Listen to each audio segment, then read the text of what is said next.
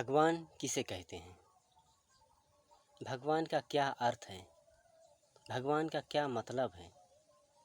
क्या हम जिसे भगवान को पूछते हैं, क्या उसका सही मतलब जानते हैं? क्या आप उसका सही अर्थ जानते हैं? अक्सर आप लोगों ने सुना होगा कि जो भी करता है सब भगवान करता है। हम सबका जन्म भगवान ने दिया है। तो दोस्तों, भगवान का मतलब क्या है? क्या अर्थ है इसका? इस चीज़ को कभी किसी ने जानने का प्रयास नहीं किया। बस सब लोगों को ये लगता है कि भगवान कोई दिव्य शक्ति है, कोई ऐसी शक्ति है, चमत्कारिक शक्ति है, सब कुछ उसी की कृपा से हो रहा है। तो दोस्तों, भगवान किसे कहते हैं? भगवान क्या है? इसका सही अर्थ क्या है? आइए हम इसे विस्तार से समझते हैं। पहले हम आप लोगों से कुछ चीज़ पूछते हैं। जैसे एक बाघ है और बाघ के रखवाली को क्या कहते हैं? बागवान। हाथी के रखवाली को क्या कहते हैं? पीलवान। जिसके पास अथाह संपत्ति है, धन है, उसे क्या कहते हैं? धनवान। जिसके पास बहुत ज़्यादा गुण है, उसे गुणवान कहते हैं। जो बहुत ही चरित्रशाली है, उसे चरित्रवान कहते हैं। जिसके पास अथाह विद्या है, ज्ञान है, उसे विद्यावान, ज्ञानवान कहते हैं। अर्थात इन सभी चीज़ों में, जैसे धनवान, गुणवान, विद्यावान, इन पीलवान, इन सभी चीज़ों में आपने देखा होगा कि लास्ट में वान लगा है। जैसे बागवान, मतलब बाग के रखवाले को, बाग जिसके नियंत्रण में है, जिसके कंट्रोल में है, उसे बागवान कहते हैं। हाथी जिसके नियंत्रण में है, जिसके कंट्रोल में है, उसे पीलवान कहते हैं। जिसके पास अथाह विद्या है, विद्या जिसके बस में है, उसे विद्यावान कहते हैं। जिसके पास अथाह गुण है, उसे गुणवान कहते हैं। अतः इन सभी चीज़ों को यदि हम देखें मिलाकर,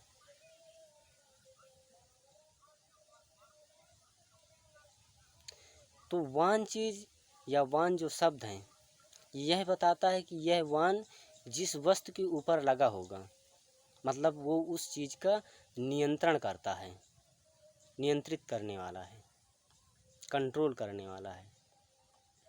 ठीक ऐसे ही भगवान, मतलब जैसे बागवान, पीलवान, गुणवान, वैसे ही भगवान जिसे आप पूजते हैं, जिसे आप अपना एक दिव्य शक्ति मानते हैं, ठीक वैसे ही जैसे बागवान की तरह भगवान में भी लास्ट में वान लगा है। इसका मतलब यह है कि भग पे जो नियंत्रण करने वाला है, उसे भगवान कहते हैं।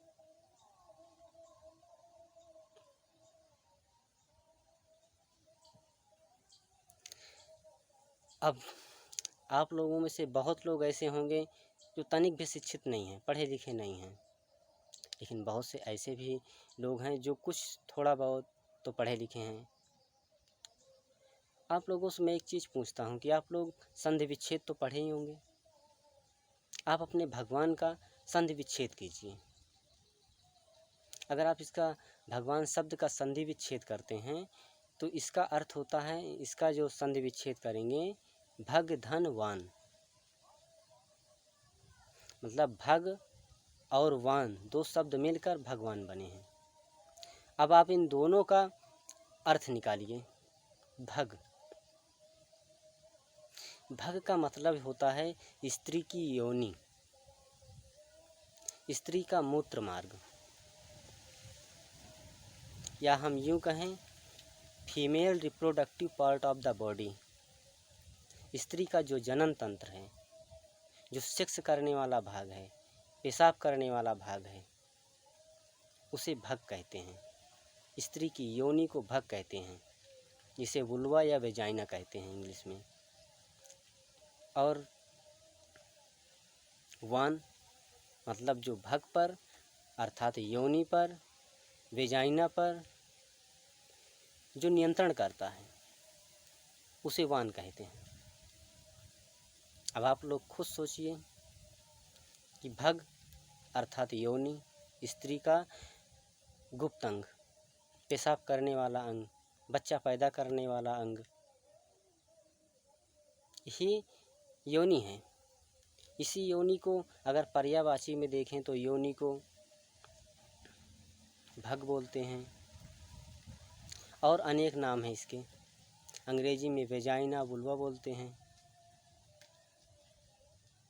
और तो जो भग है अर्थात योनि पर नियंत्रण किसका रहता है?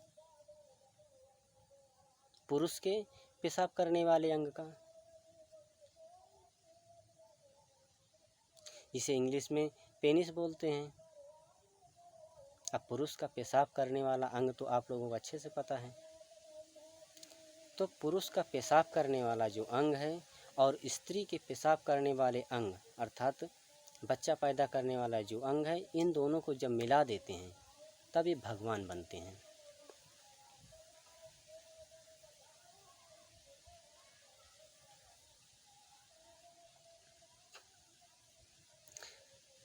मैं जानता हूँ कि आपको यह बात शायद स्वीकार ना हो, हजम ना हो।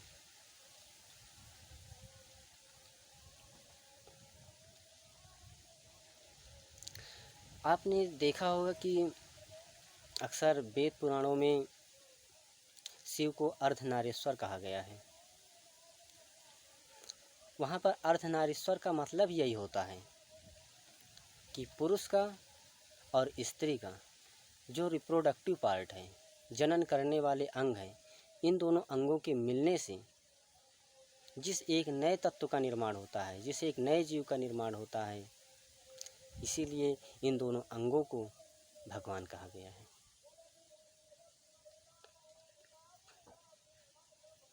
इस धरा पर जितने भी नर मादा हैं और उन नर मादाओं में वह अंग जिन अंगों की सहायता से या जिन अंगों के माध्यम से उनके जैसा एक नए प्राणी का जन्म होता है, वह सभी अंग भगवान हैं। लेकिन यदि सिर्फ हम पुरुष के अंगों को कहें या सिर्फ स्त्री के अंगों को कहें तो यह गलत है। यदि हम पुरुष के बच्चा पैदा करने वाले अंगों को कहें तो सिर्फ वान कहेंगे और स्त्री के बच्चा पैदा करने वाले अंग को सिर्फ नाम देंगे तो सिर्फ वो भग है। लेकिन जब पुरुष और स्त्री का मेल होता है, सेक्स होता है, तो जो दो अंग कार्य करते हैं, दोनों के पेशाब करने वाले अंग, सेक्स करने वाले जो अंग होते हैं, इन दोनों को जब मिल जाते हैं तो भगवान का रूप बनता है।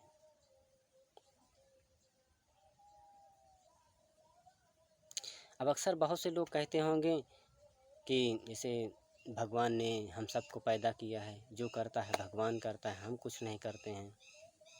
दोस्तों, मैं यकीन के साथ कहता हूँ कि हाँ, हम सबकी उत्पत्ति भगवान से हुई है, पर वो भगवान कोई दिव्य शक्ति या चमत्कार नहीं है। जैसे हम लोगों में नर मादा होते हैं, स्त्री पुरुष होते हैं, वैसे बहुत से जीव जंतु हैं, उनमें स्त्री पुरुष होते हैं, उनमें भी नर मादा होते हैं, मेल फीमेल होते हैं। पेड़ पौधों में भी मेल फीमेल होते हैं। उनके जो पुष्प होते हैं, जो फूल होते हैं, उनके फूल के अंदर ही पुरुष के जननांग और स्त्री के जननांग बनते हैं। जैसे पौधों में जो फूल होता है, फूल में जो पुरुष जननांग होता है उसे एंथर कहते हैं।